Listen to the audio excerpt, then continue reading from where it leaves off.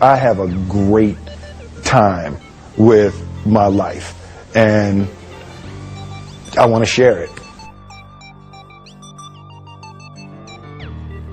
I love living. I think that's infectious. It's something that you can't fake.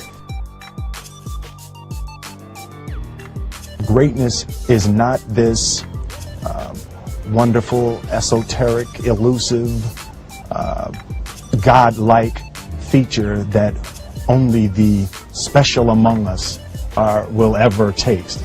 You know, it's something that truly exists in all of us. It's very simple. This is what I believe, and I'm willing to die for it. Yeah. Period. It's that simple. I know who I am, and I know what I believe. I know who I am, I know what I believe. That's all I need to know. And that's all I need to know. So from there, you do what you need to do. Yeah. You know, and I think what happens is we make the situation more complex than it has to be. Because we're looking for complexity. There's got to be Absolutely. something complex to understand. It can't be that easy. No. We didn't grow up with the sense that where we were was where we were going to be. You know, we grew up with the sense that where we were almost didn't matter because we were becoming right. Something greater.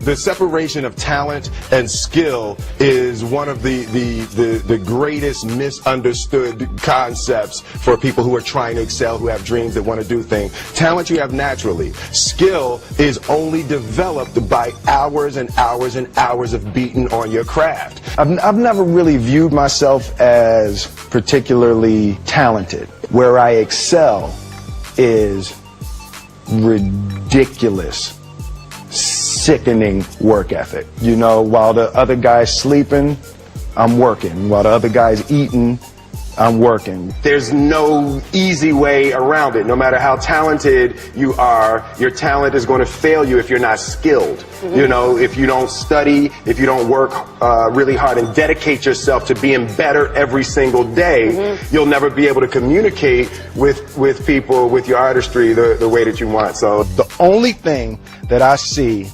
that is distinctly different about me is I'm not afraid to die on a treadmill. You might have more talent than me, you might be smarter than me, but if we get on the treadmill together, right, there's two things. You're getting off first, or I'm gonna die. It's really that simple. One summer, his dad tore down a brick wall on the front of his business and told 12-year-old Will and his 9-year-old brother to rebuild it, a job they said was impossible. It took them a year and a half, but they did it. And he said, now don't you ever tell me it's something that you can't do.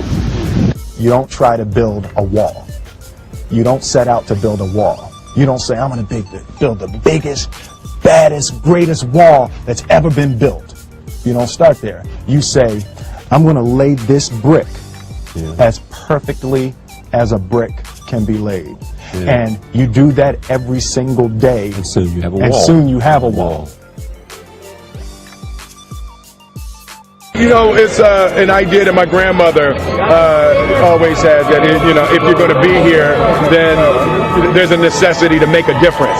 She always instilled the responsibility, the spiritual responsibility that you have to make every group you come in contact with better. I want to do good. Yeah. I want the world to be better because I was here. I want my life, I want my work, my family, I want it to mean something. And it's like, it has, if you are not making someone else's life better, then you're wasting your time. You know, like your life will become better by making other lives better. I want to represent an idea. I want to represent possibilities. I want to represent the idea that you really can make what you want. One of my favorite books is The Alchemist, Paulo Coelho. And I just believe that. I believe that I can create whatever I want to create. The first step before anybody else in the world believes it is you have to believe it. There's no reason to have a plan B because it distracts from plan A. I think that there's a certain delusional quality that all successful people have to have. You have to believe that something different than what has happened for the last 50 million years of history. You have to believe that something different can happen. Confucius said, he who says he can and he who says he can't are both usually right. Being realistic is the most commonly traveled road to mediocrity. Why would you be realistic? What's the point of being realistic? Just put up a barrier. Yeah, I'm going to do it. It's done. It's already done. The second I decide it's done, it's already done. So now we just got to wait for y'all to see. It's unrealistic to walk in a room and flip a switch and lights come on. That's unrealistic. Fortunately, Edison didn't think so. It's unrealistic to think you're going to bend a piece of metal and fly people over an ocean in that metal. That's unrealistic. But fortunately, the Wright brothers and others didn't believe that, and it just seems like such a ridiculous idea to me to embrace the idea that it's not going to happen, and that's not real for that to happen. As soon as you say it, now you just made that real. Our thoughts, our feelings, our dreams, our ideas are physical in the universe.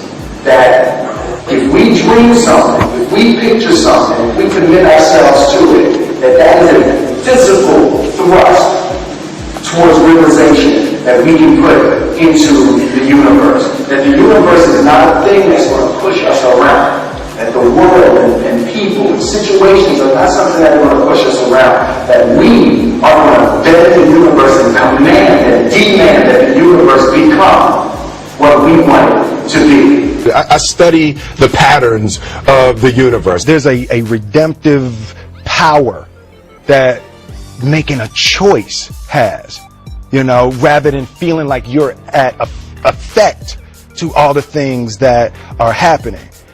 Make a choice, right? You just decide what it's going to be, who you're going to be, how you're going to do it. Just decide.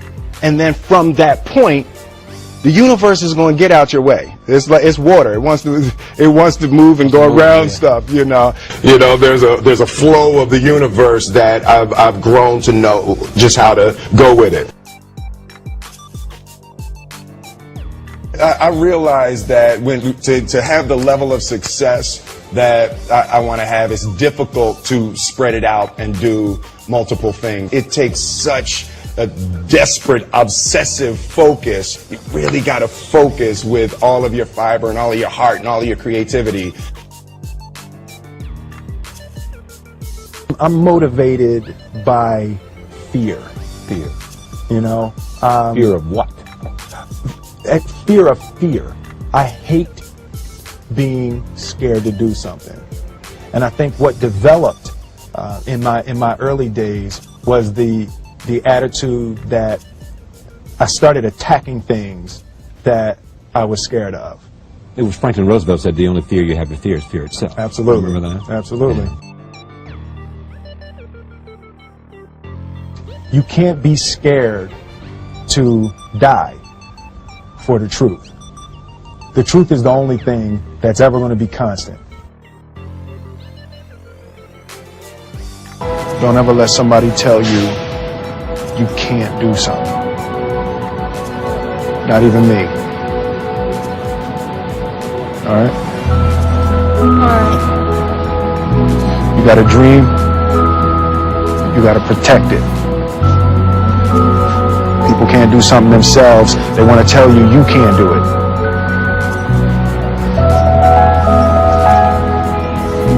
You want something, go get it.